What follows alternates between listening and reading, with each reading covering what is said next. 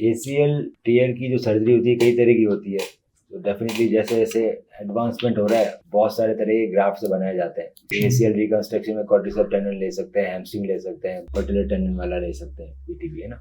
तो इन तीनों में से जो सबसे लेटेस्ट है वो क्वाड्रिसेप्स है। क्वाड्रिसेप्स डेफिनेटली सबसे स्ट्रॉन्ग है ना। तो क्वाड्रिसेप्स सबसे स्ट्रॉन्ग है, उसके फेलियर रेट, क्वाड्रिसेप्स के फेलियर रेट और पटेलर टेंडन के फेलियर रेट बिल्कुल बराबर है, कम है, सबसे सिग्निफिकेंटली लेस है। इन दोनों के सबसे स्ट्रॉन्ग लिगामेंट सबसे कम, हैमस्ट्रिंग के फेलियर रेट ज़्यादा है। पर एक ऐसी टेक्निक जिसमें हम हैमस्ट्रिंग यूज़ करके फेलियर रेट को सिग्निफिकेंट कर सकते हैं बराबर, with the use of screw. Screw की सर्जरी के साथ, हैमस्ट्रिंग के साथ कैसे हम, तो इसका एक तरीका रहता है, वो तरीका रहता है कि इसके अंदर पहले, सबसे पहले अगर आप हैमस्ट्रिंग ले रहे हो तो बहुत ज़रूरी है कि आप ALL ज़रूर करो। अभी मल्टीपल स्टडीज आ रखी है, जब भी ACL टूटेगा बेटा दोनों एक साथ ही टूटेंगे, ALL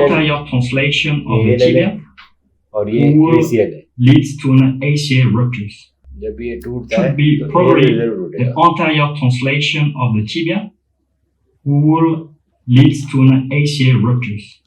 It's almost often or always associated with the हमेशा ऑफन ऑलवेज ALL टूटेगा ही टूटेगा। तो तुम सिर्फ अगर ACL को एड्रेस करोगे तुम्हें कभी भी रिजल्ट अच्छी नहीं आएगी। तो इसीलिए जितनी भी आज तक स्टडीज हुई है वर्ल्ड के अंदर उसमें साफ साफ ही बता रखा है कि भैया LET करोगे तो रिड्यूस रहेगा फेलियर रेट हैमस्ट्रिंग के अंदर। ALL करोगे या LET करो दोनों एक ही चीज है, दोनों के रिजल्ट ही बराबर है, दोनों ही सिग्निफिकेंटली रिड्यूस करते हैं तुम्हारे फेलियर रेट, दोनों में से कोई भी चूज कर। तो आज मैं बताऊंगा तुम्हें ACL स्क्रू सर्जरी से कैसे कर सकते हैं हैमस्ट्रिंग टेंडन के साथ with ALL with lowest failure rate, सबसे कम फेलियर रेट इसी सर्जरी के। तो इसके अंदर सबसे पहले तो क्या करना है, आपको ये जो हैमस्ट्रिंग टेंडन है ये निकालना है। पर हैमस्ट्रिंग टेंडन जो डॉक्टर साहब ने निकाला है वो निकाला है सेमी टी चिपका के रखा है, ग्रेसिलिस बाहर निकाल लिया, ठीक है। सेमी टी टीबिया से अटैच्ड है, ग्रेसिलिस पूरा डिटैच कर लिया। अब क्या किया है सेमी टी का, तो हमारा बेसिकली हमने क्या किया, ये टीबिया है, ये फीमर, ये टीबिया है ना, तो ये मेरी टनल बनी हुई है, ठीक है। यहाँ से मेरे दोनों हैमस्ट्रिंग अटैच्ड है, एक सेमी टी और एक ग्रेसिलिस, दोनों अटैच्ड है। तो मैंने क्या किया कि मैंने जो सेमी टी है उसको टीबिया से अटैच ही रखा, ऐसे निकाल लिया, तो ये मेरा सेमी टी आ गया। अब सेमी टी को मैंने मेजर किया और ट्रिपल फोल्ड किया। कैसे मेजर किया, सेमी टी मेरा यहाँ से चालू होना चाहिए, यहाँ तक ग्राफ्ट जाना चाहिए, ठीक है। तो मैंने पहले ये डिस्टेंस मेजर किया, ये वाला। फिर इसके बाद तो मेरा सेमी टी कैसे जाएगा, मेरा सेमी टी जाएगा ऐसे ऊपर, यहाँ फीमर में गया और यहाँ पे एक और ये ट्रिपल फोल्ड, ठीक है। तो यहाँ सेमी टी अटैच्ड है, यहाँ ऊपर गया, एक बार गया, यहाँ से नीचे आया और ये वापस चला गया, triple fold semi T, okay. तो मेरे को मेजर करना है कि यहाँ से यहाँ तक, ये तो मेरा सिंगल फोल्ड ही रहेगा, यहाँ ये डिस्टेंस कितना है, यहाँ मार्किंग कर ली और बाकी को ट्रिपल फोल्ड कर दिया, ठीक है। अब बचा मेरे पास ग्रेसिलिस जो मेरे हाथ में, ग्रेसिलिस को मैंने यहाँ से जोड़ा, इधर से आगे ले गया। सो ग्रेसिलिस यहाँ से जोड़ा और इसको आगे ले गया, ग्रेसिलिस चला गया। सो अल्टीमेटली मेरा जो हैमस्ट्रिंग है वो 4 फोल्ड का हो गया, 3 फोल्ड सेमी टी के हो गए और 1 फोल्ड ग्रेसिलिस का हो गया। इनको मैंने बांध दिया, 4 फोल्ड मुझे मिला। जो ज़्यादा मोटा मिला, अगर मैं सेमी टी और ग्रेसिलिस को डबल करता तो 3 फोल्ड का सेमी टी मिल गया जो कि ज़्यादा मोटा है, सो मेरा ग्राफ्ट की थिकनेस भी मोटी होगी। इसमें एक और बेनिफिट रहता है कि इसके अंदर जो मैं छेद कर रहा हूँ फीमर में, वो मैं आउटसाइड इन कर रहा हूँ, इनसाइड आउट नहीं कर रहा, ऐसे कर रहा हूँ, आउटसाइड इन, ये टनल बन रही है। तो जब मैं आउटसाइड इन टनल करता हूँ तो मैं मोटे लोगों में कर सकता हूँ, इनसाइड आउट कर नहीं सकता, टूटने के पंचर करता है। सो मोटे लोगों में हो जाएगा ये आराम से, जिग चाहिए आउटसाइड इन का, बस रखो अपने पास।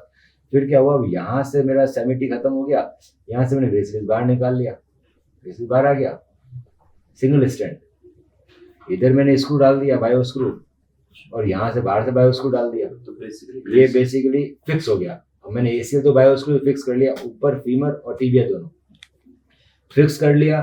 अब ये जो ग्राफ्ट है ना ये वेस्कुलराइज्ड है, इज नॉट क्योंकि यहाँ टीबिया से जुड़ा हुआ है, लेंथनिंग के चांसेस नहीं है इसके ज़्यादा, क्यों, क्योंकि जुड़ा हुआ है टीबिया से, तो टीबिया जुड़ा हुआ तो लेंथनिंग के चांसेस कम है।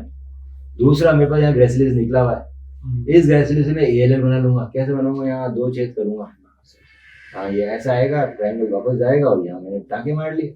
सो सिर्फ 2 स्क्रू मैंने सर्जरी कर ली, जिसके अंदर मैंने ALL बना लिया, ACL बना लिया, significantly strong lowest complication rate इसकी सर्जरी को मैच नहीं कर सकते, सस्ता और सबसे ज्यादा। ये सबसे पहले हमने ग्रेसिलिस ऊपर गया, ये तेरा सेमिटी आ रहा है, ये सेमिटी का ट्रिपल फोल्ड है, सेमिटी के ट्रिपल फोल्ड तूने ग्रेसिलिस डाल दिया, ठीक है, पतला, सो 4 फोल्ड ACL हो गया।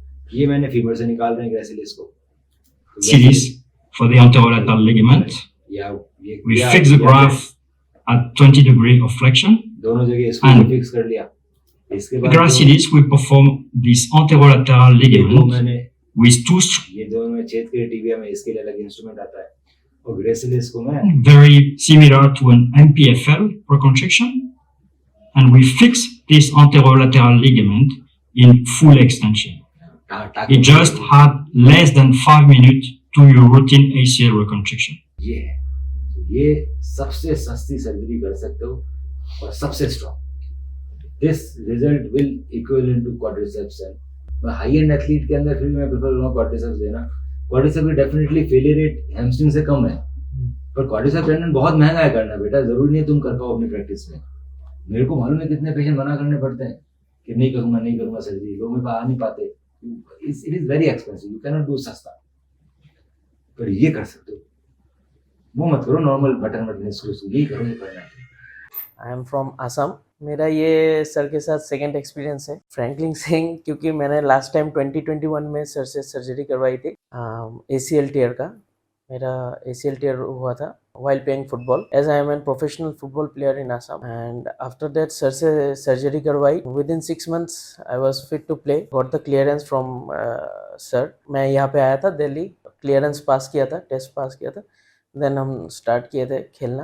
तो नॉर्मली सब खेलना सब कंटिन्यू चल रहा था। प्रोफेशनली मैं I was well and good, but 2024 दिसंबर में एक चोट लग गया मुझे, एक हार्श टैकल हो गया था मेरे इंजरी वाले लेग पे। सो उसमें MRI मुझे मेनिस्कस टीयर आया था ग्रेड 3। तो इसके बाद थोड़ा टेंशन आ गया था, फिर सर से बात की मैंने, सर की टीम ने बहुत हेल्प किया मुझे, एंड सर से आके बात की, सर ने सर्जरी सजेस्ट की। जब सर्जरी करने गए तो सर ने देखा कि मेरा ACL भी थोड़ा डैमेज हो चुका है, तो सर ने फिर से ACL को भी ठीक करने का सोचा। देन हमने फिर ACL plus meniscus, medial meniscus tear पे सर्जरी करवाई थी। तो देन सब ठीक था, नॉर्मली सब चल रहा था, बस थोड़ा मीडियल मेनिस्कस होने से, थोड़ा रेस्ट पीरियड ज़्यादा होने से फाइब्रोसिस थोड़ा जम जाता है, उसी कारण थोड़ा नी बेंड होने में प्रॉब्लम हो रहा था। मैं फिर से वही टेंशन में आ गया था, एंड देन सर से आके मिला मैं आफ्टर। बहुत फिजियो भी उन्होंने बहुत हेल्प की, सर की टीम से जो भी थे। आफ्टर दैट कल मेरा हुआ, and now I am feeling good. नी भी आई थिंक अभी सर ने जैसे करवाया, आई थिंक पहले मेरा इतना नहीं जा रहा था जैसे फर्स्ट आज जा रहा है। So I am happy about this. Thank you.